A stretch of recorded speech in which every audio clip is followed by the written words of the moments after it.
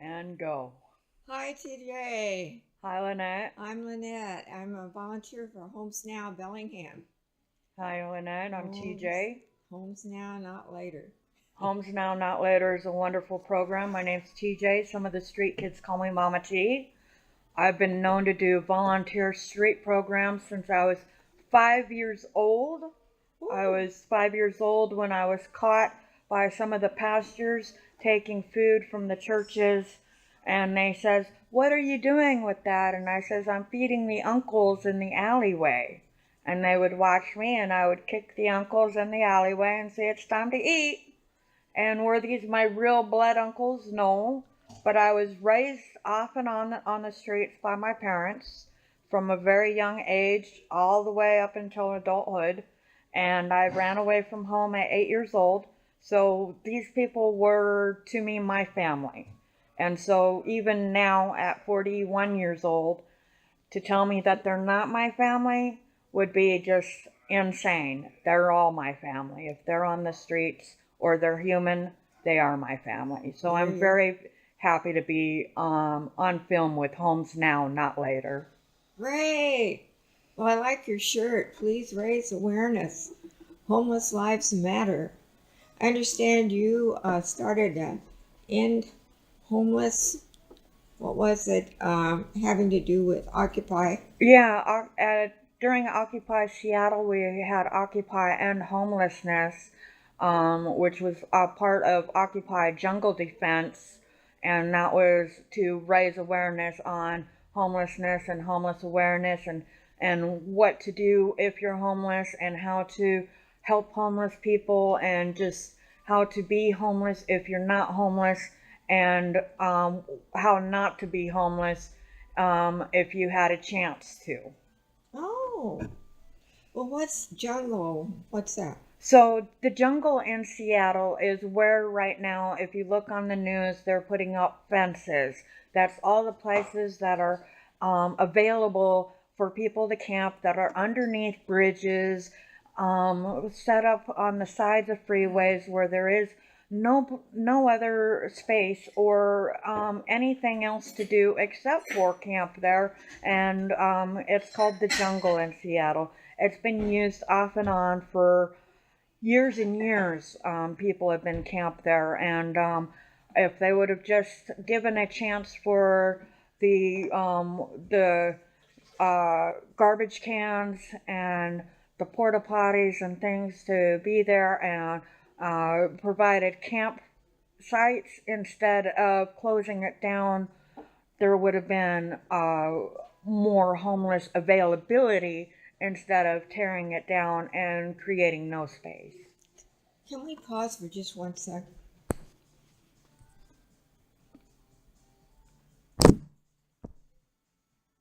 Yeah. Oh, we're back, and now we've got a quiet room, which is better. Thank you. I love this office that we've got. So you were saying that Occupy um, and, End Homelessness that you started became Occupy Jungle defense. Jungle Defense in Seattle. Yeah. But you kind of had when you started it, you probably had a bigger picture of it being more of a whole big picture world.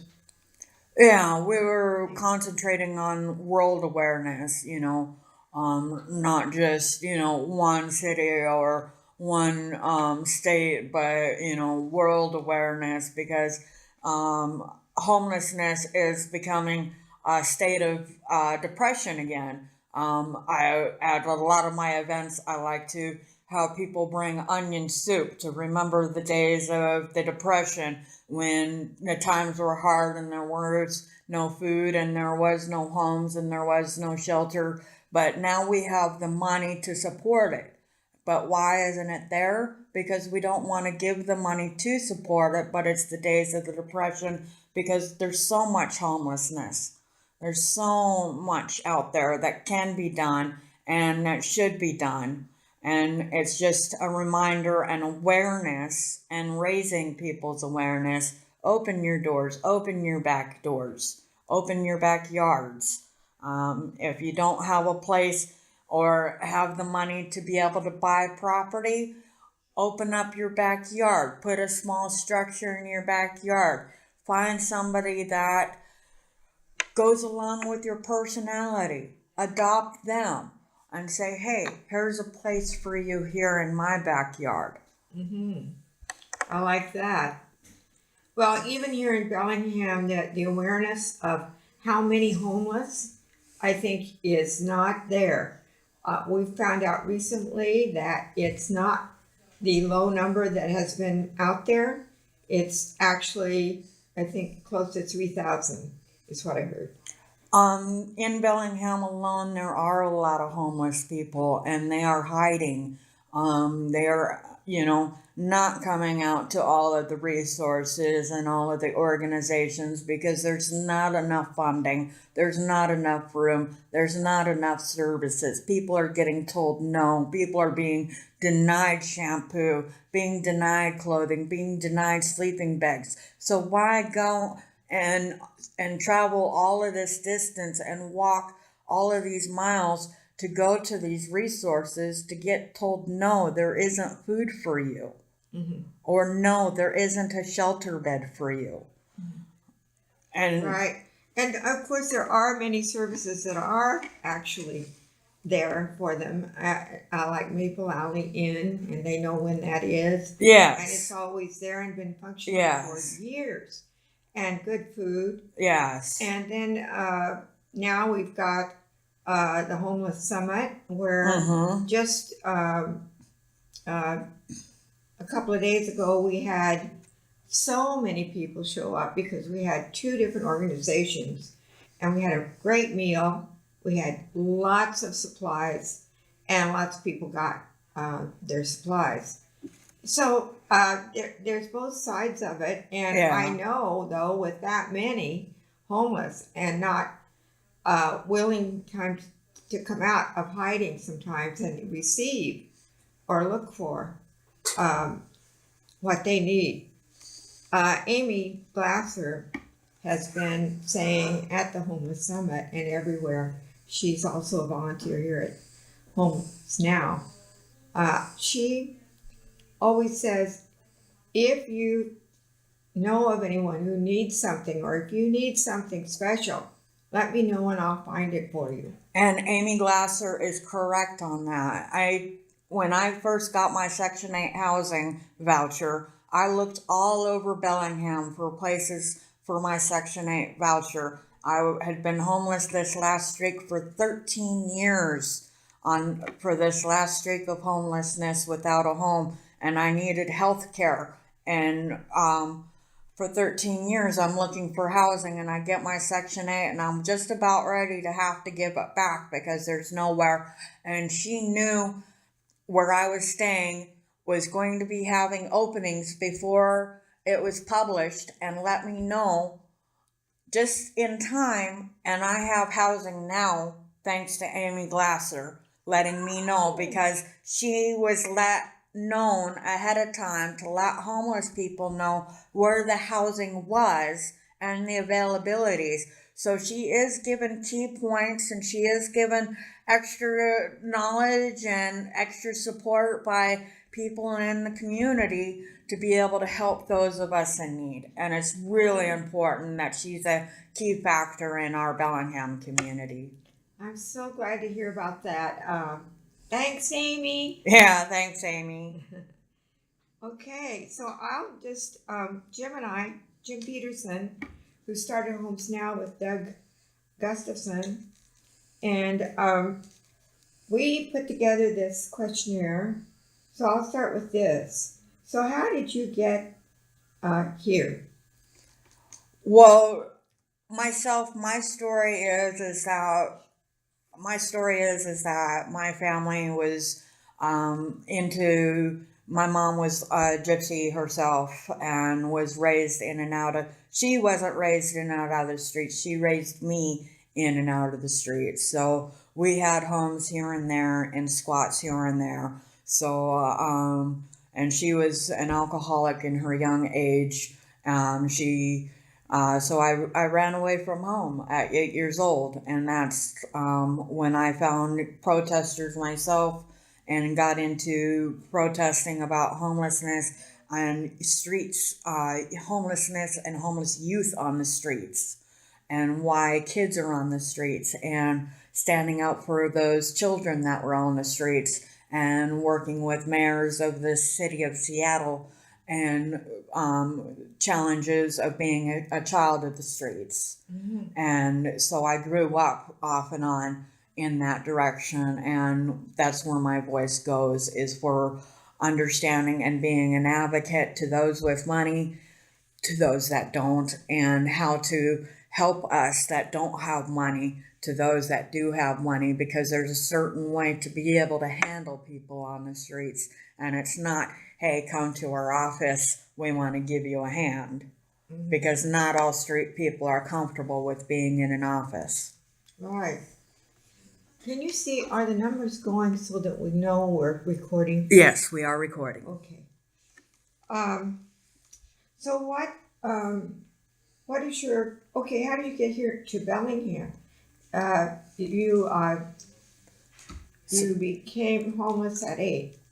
So Bellingham is a strong part of my story. My family got healthy.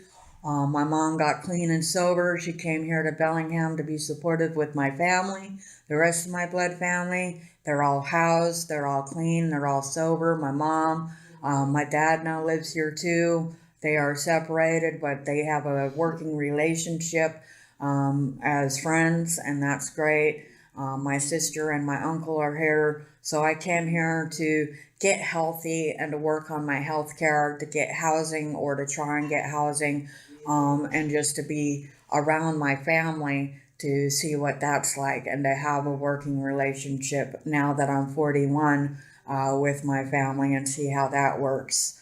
And since So I've had housing, I got my housing October 11th. I've had 5 surgeries since I've had housing, and those surgeries I only was able to have because I had housing. The doctors refused me to have medical care until I got housing, and I think that's a really important thing for those of you viewing to understand and know that we need our health care, and that major surgeries like thyroid cancer surgery cannot be done until we are housed.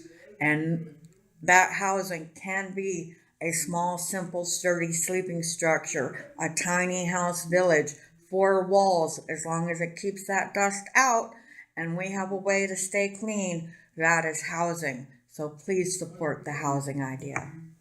Yes, that's what Homes Now philosophy is. Homes Now. Yes. And once you get that roof over your head and you are warm and dry, then you can go for the other things that you need. Yeah. So I think that's what happened to Jim personally too, that he got help in getting housing, and then he was able to get the services. And he got clean and sober then after that. Yeah. It's a lot easier to get clean and sober if you have roots.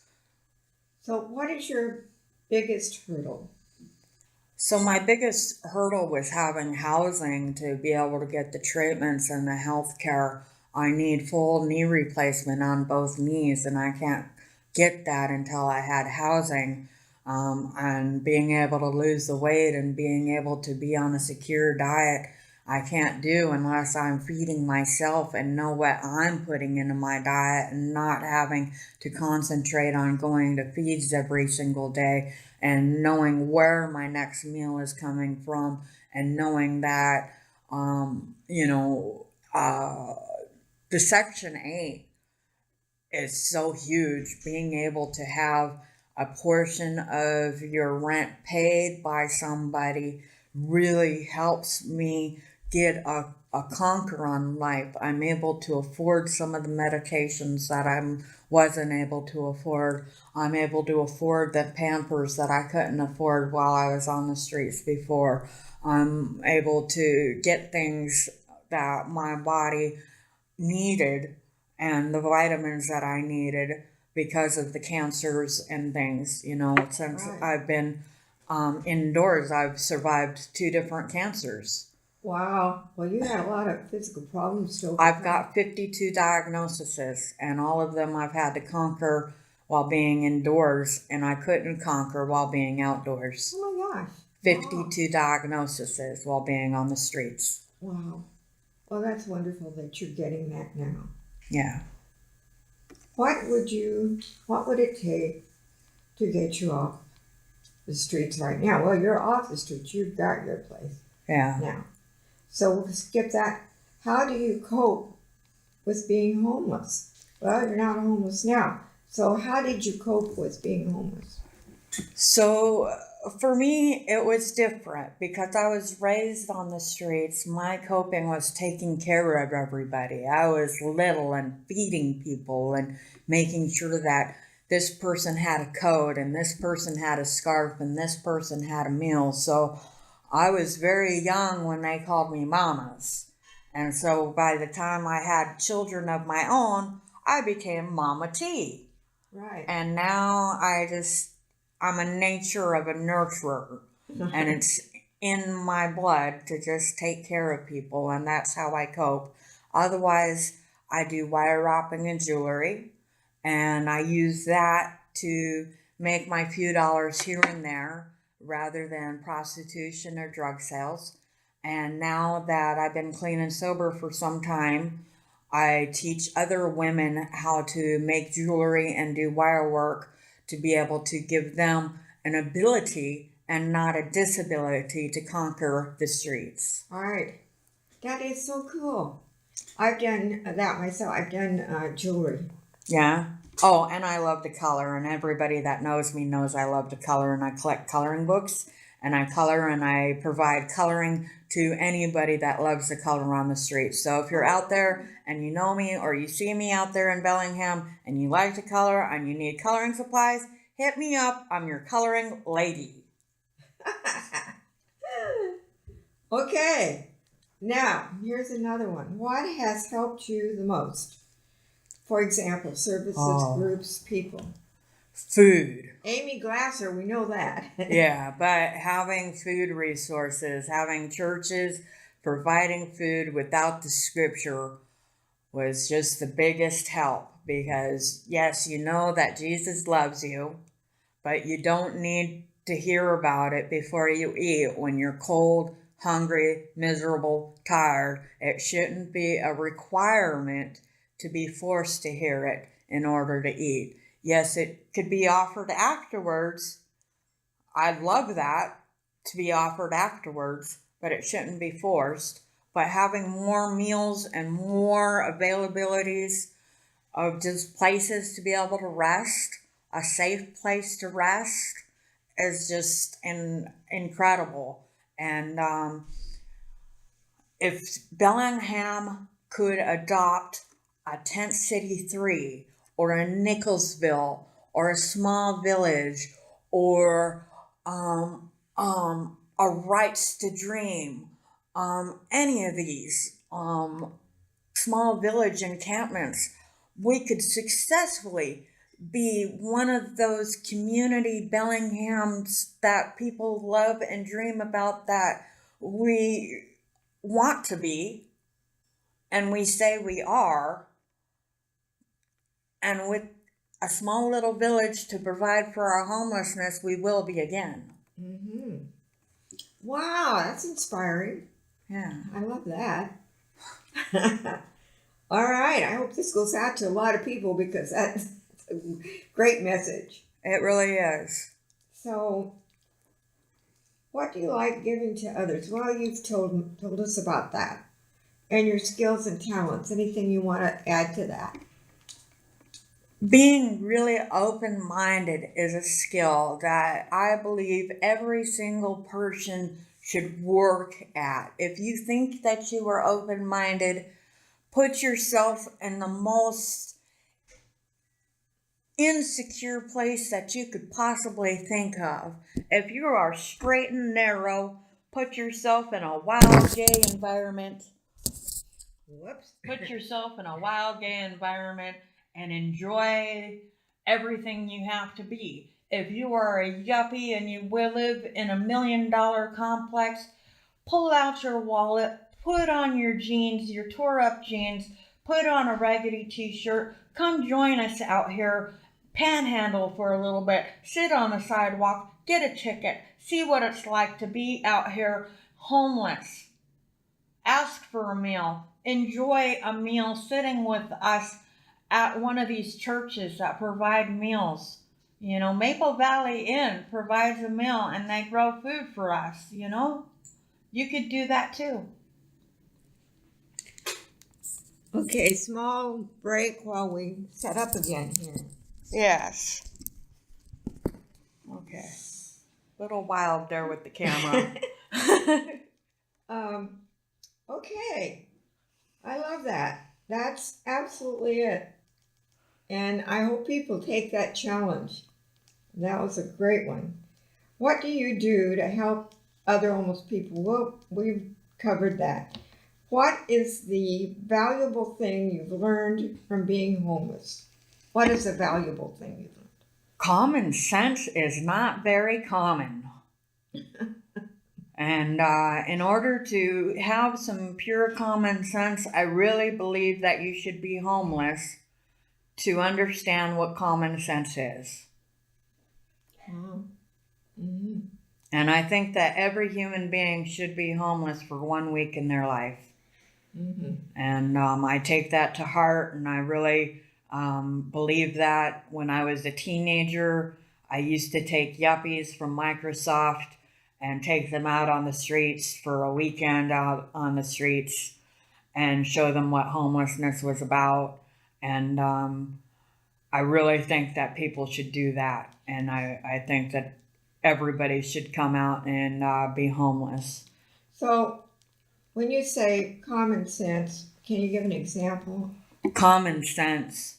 When somebody's hungry, feed them. If somebody is cold, provide a shirt.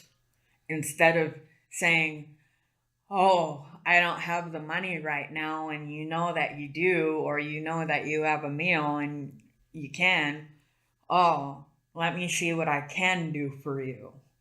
It's not a don't, it's a can. It's fairly simple. Yeah. Yeah. So if you had one wish, TJ, what would it be? Oh, I would wish that every single city would provide a 10-camp homeless encampment, which includes 10 homeless camps, all one community under the same rules. Each camp, one being your setup camp where you come in and you provide 30 days, and then each other camp is, one is your family camp, one is your clean and sober camp, one is for your marijuana medicinal camp, one is for, each camp is for your groups of people under the same rules. So there is no fighting. So there is no, well, I don't want these people around my kids.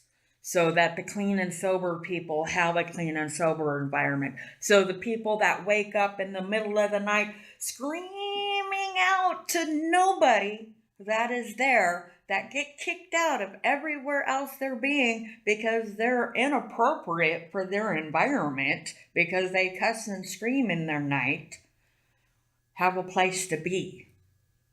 For people that can't be 5 feet next to the other person, to have a place to be. That's my wish. Wow, that's cool. No person left behind. Okay, wow. I'm so glad you wanted to have this interview, agreed to have it. Thank you so much, TJ. You're welcome. And I hope we can get some more sometime. We will. I'm on a roll here. All right.